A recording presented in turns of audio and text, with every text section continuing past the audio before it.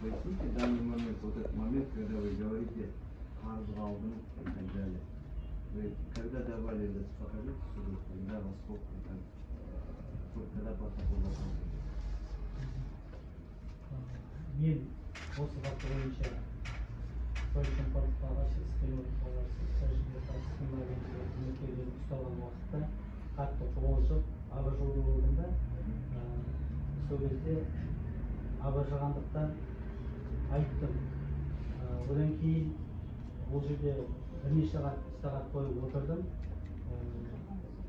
Мен қатты қобалжығандықтан сол жерде дәрі-дәрмектер алдыртып, кішкене өз есіме келгеннен кейін бар оқиғаның мән-жайын түгел баяндауға бел будым. Және сол кезде осыған дейінгі істің барысында көрсетілген, мен денсаулығына қобалжыған кезде жаңағыдай абдырап сондай жағдайларды айттым. Жеме-жемге келгенде оқиғаның мән-жайын түбегейлі айтып керектігін түсініп, түгел оқиғаны басынан бастап жеткіздім.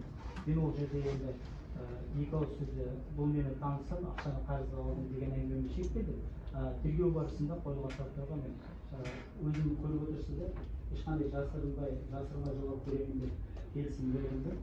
Содан кейін оқиғаның мән-жайын басынан бастап түгел баяндадым. Алдын ала тергеуде, досудебное расследование, вы об этом говорили?